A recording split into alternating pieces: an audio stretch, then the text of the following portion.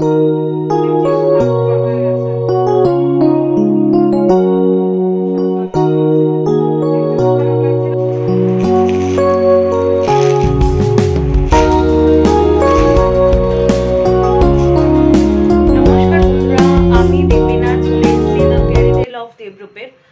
একটা নতুন ব্লগ নিয়ে একটা নতুন অধ্যায় শুরু করতে চলেছি আপনাদের সকলকে সাথে করে, আপনাদের সকলের হাত ধরে। তো চলুন আজকের দিনটাকে শুরু করছি। আজকে আমাদের বাড়িতে সত্যনারায়ণ পূর্ণিমার পুজো আর কি। পুজো হবে একটু বেলায় হবে, আজকে সকালে হবে না। আর সারাটা দিন আমি কি করি, আমার আজকে একটা শ্যুট ছিল, কিন্তু আনফর্চুনেটলি একটা বিশেষ কারণবশত শ্যুটটাকে ক্যান্সেল করতে হলো। অনেকদিন পরে এই শ্যুটটা ছিল, মাঝখানে আমি কিছু কারণে শ্যুটগুলো করছিলাম না, আবার করা শুরু করেছি। তো ফার্স্ট শ্যুটই মিস হয়ে গেল, একটু হেলথের প্রবলেম ছিল মাঝখানে, সেই জন্য শ্যুটটা করছিলাম না। তো যাই হোক, দেখা যাক আজকে সারাটা দিন কি করি কি না করি, বিকেলের দিকে কোনো কিছু বানাই কিনা। তো চলুন দিনটাকে শুরু করছি, আমার সাথে থাকুন, প্রত্যেকটা মুহূর্তে সাক্ষী হয়ে থাকুন। তো প্রত্যেকদিন সকালবেলা যেটা অ্যাজ ইউজুয়াল যেটা চলে এসেছি ব্রেকফাস্টের জায়গাতে। আমি তো বলেছি যে এখন আমি এই বেডরুম থেকে বসেই ব্রেকফাস্টটা করি, এনজয় করি। আগে টেবিলে করতাম, কিন্তু এখন আমার অভ্যাস হয়ে গেছে আর কি এখানে বসে করার। আর এই যে হচ্ছে আজকে আমার ব্রেকফাস্টের মেনু, রুটি, আলুর দম আর হচ্ছে বাটার পনির। অল্প নিয়েছি কারণ সকালের দিকে আমি পনির খেলে না আমার একটু অ্যাসিডিটি প্রবলেম হয়। তো আজকে আমাদের বাড়িতে পুরো ভেজ হবে। তার কারণ হচ্ছে আজকে গতকালের ব্লগে যেরকমটা আপনারা দেখেছেন যে আজকে আমাদের বাড়িতে পূর্ণিমার পুজো, সত্যনারায়ণ পুজো, এবং অম্বুবাচীও শুরু হয়ে গেছে বলে আপনারা দেখেছেন আমি আলাদা করে সত্যনারায়ণের ফটো কিনে এনেছি। কারণ আবারও বলছি যে আমাদের বাড়ি প্রতিষ্ঠিত যিনি জীব নারায়ণ, যার পুজো হয় আর কি পূর্ণিমাতে, ওনারা যুগলে থাকেন লক্ষ্মীনারায়ণ, সেই জন্য আলাদা করে ফটো কিনতে হলো যেহেতু অম্বুবাচী পড়ে গেছে। তো আজকে পুরো ভেজ। আজকে বোধহয় মা দুপুরবেলা ফ্রাইড রাইস করবে, ভেজ ফ্রাইড রাইস, তার সাথে ভেজ আলুর দম, মানে পেঁয়াজ রসুন ছাড়া যে আলুর দম হয় মা সারা বছরে স্টক করা যে কড়াইশুঁটি তাই দিয়ে, আর তার সাথে হচ্ছে বাটার পনির, এছাড়া মিষ্টি দই তো যেগুলো থাকবেই আর কি প্রসাদ হিসাবে। তো চলুন আজকে ব্রেকফাস্টটা করে নিই, তারপরে দেখি যে কোথাও বেরোনো যাবে কি না, কিছু করা যাবে কি না। আর আজকে বোধহয় কাঁচা দুধের সাথে আম খেতে হয় বোধহয়, মানে একটু জিভে ছোঁয়াতে হয়, সেই সব রিচুয়ালসগুলোও আছে। তো দেখি একের পর এক কী হয় আর কি।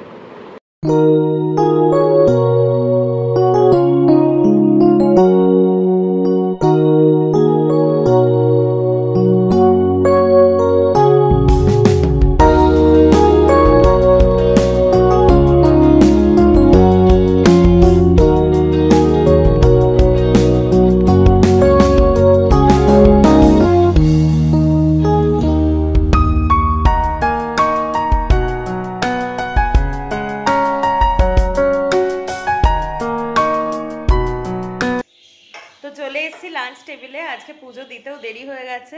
তো আজকে লাঞ্চের জাস্ট সম্ভারটা দেখুন, আজকে তো নিরামিষ বুঝতেই পারছেন। আজকে রয়েছে হচ্ছে ভেজিটেবল মিক্সড ফ্রাইড রাইস, তার সাথে হচ্ছে বাটার পনির, আর তার সাথে হচ্ছে নিরামিষে আলুর দম, মানে কড়াইশুঁটি দিয়ে যে নিরামিষ আলুর দম হয়, যেটা আর কি ব্রেকফাস্টের সময়তে খেলাম সেটাই। তার সাথে মিষ্টি দই আছে, আরও ফল মিষ্টি মিষ্টি যেগুলো আছে। তো অনেক দেরি হয়ে গেছে, এবার খেয়ে নিই।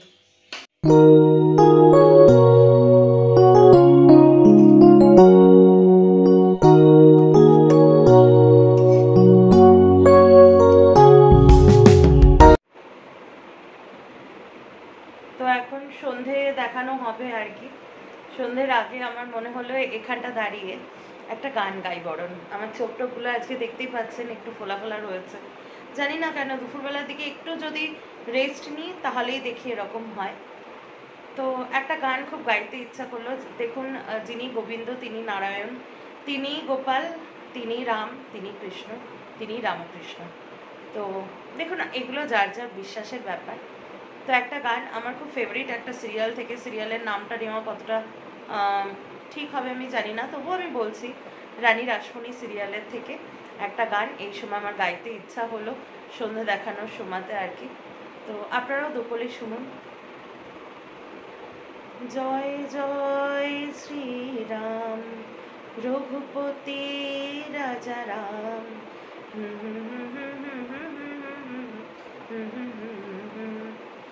জয় জয় শ্রীরাম রঘুপতি রাজা রাম।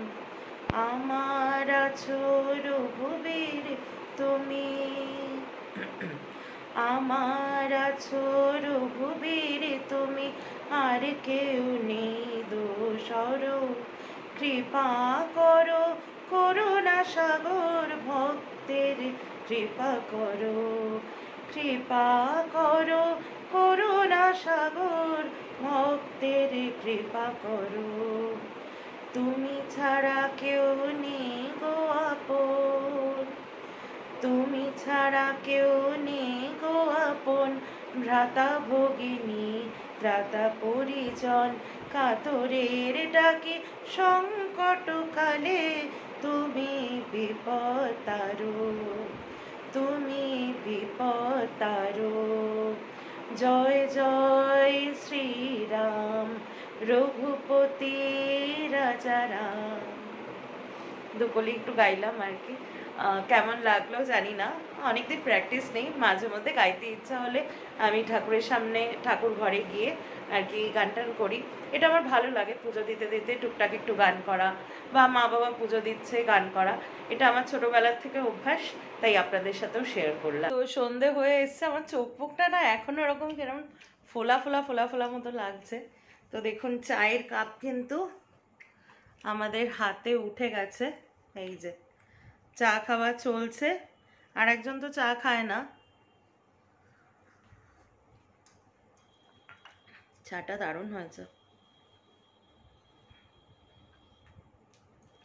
আর একজন তো চা খায় না, সে কি খাচ্ছে সে তো আপনাদের আগের দিনই দেখিয়েছে, এই যে আবার দেখাচ্ছে।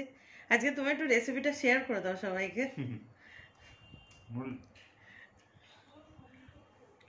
বলবে না যে মুড়ির সাথে চপ দিয়ে জল দিয়ে মেখে খাচ্ছে, যে যেটা ভালো খায় আর কি। আর আমি চা খাচ্ছি আর একটু চপ আনিয়েছি, মানে ওকে বলেছি, ও এনে দিয়েছে আলুর চপ আর বেগুনি আর কি। যাই হোক সন্ধ্যাবেলাটা এই করেই কাটছে আজকে, একদম পুরো এক একটা দিন হয় না পুরো ল্যাদ খাওয়া দিন, সেরকমই ভাবছি যে আর কি করি কি করি। এক একটা দিন এরকম হয়, আবার এক একটা দিন খুব প্রোডাক্টিভ হয়। তো দেখি আপাতত চপ আর চাটা খাই, তারপরে দেখি আপনাদের সাথে কি শেয়ার করা যায়, কি গল্প করা যায় সেটা দেখছি। কেমন খাচ্ছ, মাখাটা কেমন হচ্ছে? প্রসাদ ভালোই, প্রসাদের আর কি ভালোই। চপ চা মুড়ি খাওয়া হয়ে গেল, একটু পাওয়ার ন্যাপ নিলাম। আমার খুব একটা অভ্যাস না এটা, আর একজনের অভ্যাস, ওর পাল্লায় পড়ে আমার একটু হলো।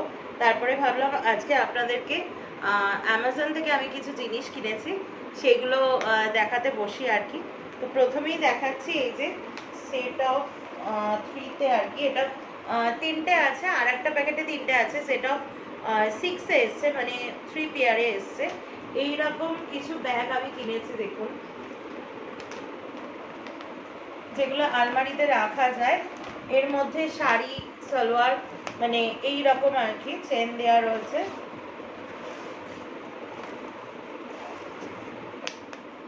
ভেতরটা এরকম অনেকটা স্পেস আছে ভেতরে, আমি চারিদিকে যদি খুলি এতটা মতো স্পেস আছে। মোটামুটি আপনার 4টে থেকে 5টা শাড়ি পুরো ধরে যাবে। এগুলোকে অর্গানাইজার ব্যাগ বলে, আমার মনে হয় আপনারা অনেকেই জানেন। তো যারা জানেন না তাদেরকেও দেখিয়ে দিলাম। এগুলো আলমারির জন্য খুব, মানে দেখুন আলমারিতে তাকে রাখতে রাখতে শাড়ি মানে আমাদের বের করতে অসুবিধা হয়, কোনটা কোন ভেতরে ঢুকে যায়, সেক্ষেত্রে এইরকম। প্লাস এটার সুবিধাটা কি, এটা পুরো ট্রান্সপারেন্ট, চারদিক থেকে আপনি দেখতে পারবেন। ফলে আলমারিতে যদি এক একটা র্যাক করে ধরুন তাঁতের শাড়ি, বেনারসি, সিল্ক এরকম ভাবে যদি রাখেন, তাহলে কিন্তু যে মানে যখন আপনার যে শাড়িটা প্রয়োজন হবে খুব তাড়াতাড়ি ব্যাগটা নামিয়ে সেখান থেকে বের করতে পারবেন। তো এটা সেট অফ 6-এ এসছে। আর আমি তো বলবো চেন আর ফুলারগুলো যথেষ্ট মানে মজবুত। এর আগেও আমি কিনেছি অর্গানাইজার, কিন্তু সেগুলো কিন্তু অতটা মজবুতই ছিল না। সেটা অবশ্য সেট অফ 10-এ কিনেছিলাম। তো এই সেট অফ 6-এর দাম নিয়েছে 576। এটা আমি অ্যামাজন থেকে নিয়েছি। এগুলো আমাদের খুব কাজে লাগে, আর এটা মোটামুটি কিন্তু ঠিকঠাক প্রোডাক্ট যদি হয় বছর 2-2.5 কিন্তু ইজিলি চলবে, যেহেতু প্লাস্টিকের।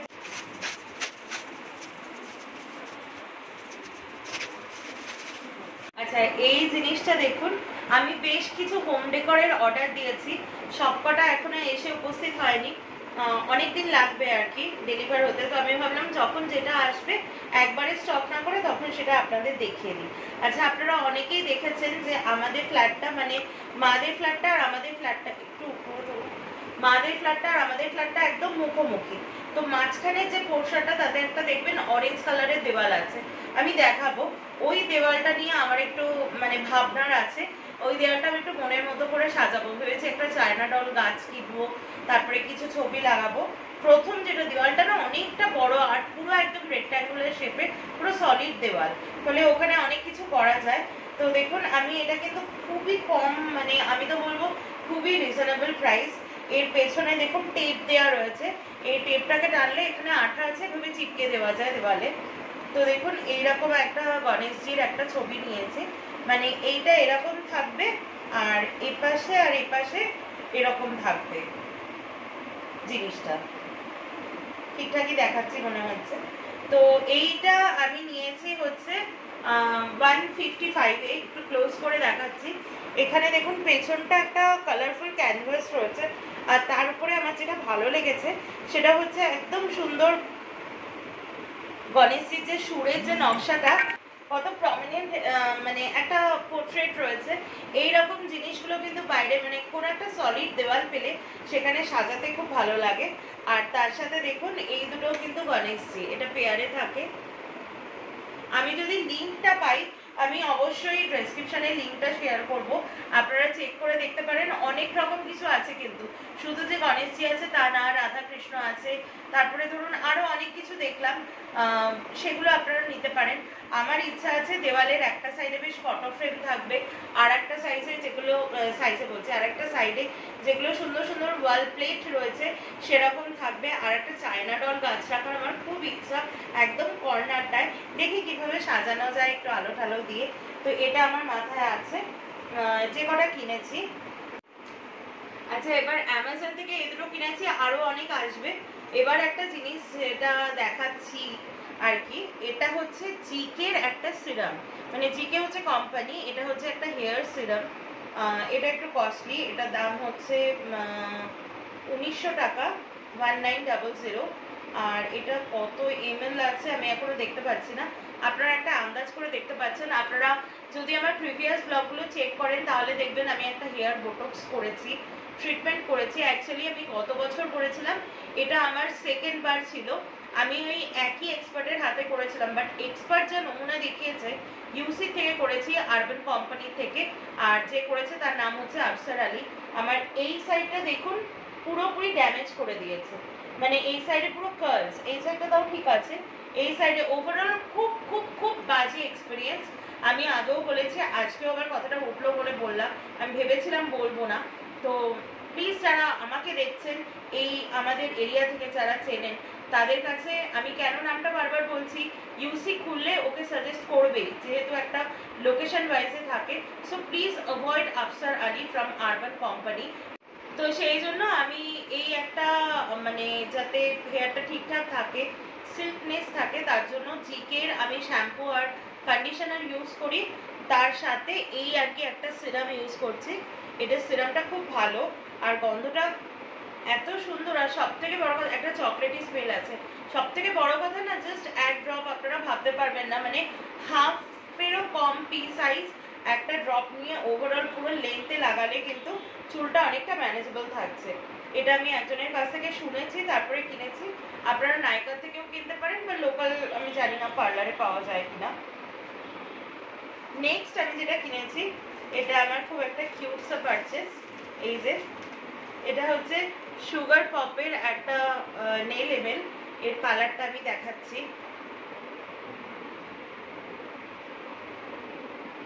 এইরকম আছে, আমি খুলছি না, ঠিক আছে, মানে কালারটা খুব সুন্দর, বেশ একটা রোজ পিঙ্ক কালারের। এটা আমি কিনেছি হচ্ছে, এর সাথে আরেকটা গিফট আছে, এটা আমার গিফট আইটেমে। এটা কিনেছি আমার একজন সাবস্ক্রাইবার। অ্যাকচুয়ালি আমাদের বাড়িতে যে হেল্পিং হ্যান্ড আছে মল্লিকাদি, মায়ের যে হেল্পিং হ্যান্ড, মল্লিকাদির পুত্রবধূ অন্তরা, তুমি নিশ্চয়ই দেখছো ভিডিওটা, ও হচ্ছে আমার ফার্স্ট 10 সাবস্ক্রাইবারের মধ্যে একজন। ও হচ্ছে এমন একজন যে মল্লিকাদি প্রত্যেকদিন এসে বলে ও কোনো মানে ব্লগ দেখুক না দেখুক, আমার ব্লগ নাকি ও দেখবেই, মানে রাত্রেবেলা শুতে যাওয়ার সময় নাকি দেখবে। সো অন্তরা, আমার তরফ থেকে তোমাকে একটা টোকেন অফ লাভ এটা, আর তোমার জন্য আর একটা গিফট আছে। দুটো গিফট আমি একবারে করে মল্লিকাদির হাতে দিয়ে দেবো। তো এই ছিল আমার আজকের পারচেস। বেশ অনেকটা রাত হয়ে গেছে, রাত্রি 12:30 পৌনে 1 বাজে। এখন ব্লগটা এডিট করতে গিয়ে দেখলাম যে ব্লগটা এন্ডিং করতে আমি ভুলে গেছি। আজকে অ্যাকচুয়ালি আমার শরীরটা পারমিট করছে না, এখান থেকে হাতটা একটু ব্যথা করছে। মানে অনেক সময় বলে না পূর্ণিমার সময় ব্যথা ট্যাথা হয়, ভেরি রিসেন্ট দেখছি এরকম হচ্ছে। সেই জন্য আমি অল্পই খেয়ে নিয়েছি, তাছাড়া ভালোও লাগছে না, এমনি শরীরটা একটু অসুবিধাই লাগছে, সেই জন্য ব্লগটা এন্ডিং করতে ভুলে গেছিলাম। তো এখন এন্ডিং করছি। ব্লগটা যদি এখন অবধি দেখছেন তার মানে ব্লগটা আপনাদের ভালো লেগেছে, আর ভালো লেগে থাকলে please do like share and subscribe. চলে এসো, হয়ে গেছে।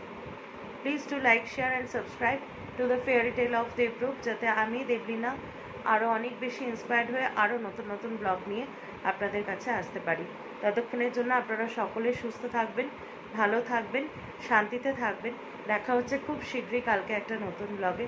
ততক্ষণের জন্য বাই, গুড নাইট। এসো তুমি চলে